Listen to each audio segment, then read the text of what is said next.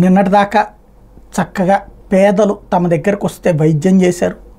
చిత్తశుద్ధితో చేశారు. కార్పొరేట్ వైద్యశాలల్లో పనిచేసి హ్యాపీగా ఆస్వాదిస్తూ ఎంజాయ్ చేయడం కాకుండా కాస్త ప్రజల కోసం సేవ చేద్దామంటూ ప్రభుత్వ ప్రాథమిక వైద్య ఆరోగ్య కేంద్రాలలో పనిచేయడానికి వచ్చి పనిచేస్తున్నటువంటి వైద్యులు చివరికి గతంలో తమకు ఉన్నటువంటి సహజ సిద్ధమైనటువంటి హక్కు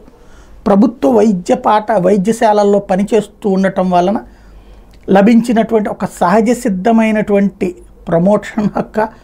లేదంటే వైవిధ్య హక్క సాధించినటువంటి వాటిని రద్దు చేస్తూ ఈ ప్రభుత్వం తీసుకున్నటువంటి నిర్ణయం, బాబుగారి సర్కారు వచ్చాక తీసుకున్న నిర్ణయం, దాని మీద నిరసనలు చెప్తున్నా పట్టించుకున్నటువంటి నేపథ్యంలో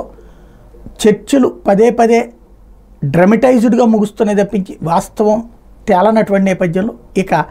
చలో అమరావతి లాంటి యాజిటేషన్స్కి సిద్ధమవుతున్నారు. తొలి